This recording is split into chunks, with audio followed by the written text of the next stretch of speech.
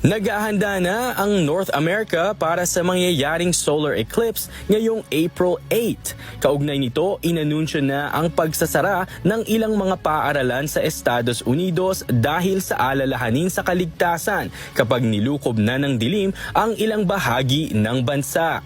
Ayon sa mga eksperto, ang solar eclipse na ito ay maaaring magdulot ng malaking pagkawala ng solar power generation na maaaring maging dahilan ng problema sa mga electricity system operator.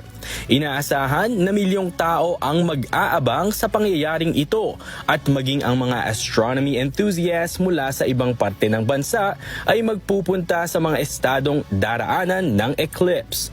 Bunso nito, nagbabala ang mga otoridad sa traffic jam na maaaring mangyari kasabay ng bilin sa publiko na huwag titingin ng direkta sa araw dahil nakapagdudulot ito ng panghabang buhay na pagkasira ng paningin.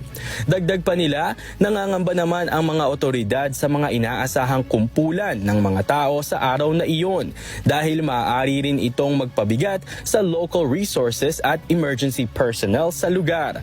Ang mga estadong maapektuhan ng total solar eclipse ay ang Texas, Oklahoma, Arkansas, Missouri, New York, Pennsylvania, Vermont, Illinois, Indiana, Ohio, New Hampshire at Maine. Jazz Masakayan, humahataw sa balita ngayon.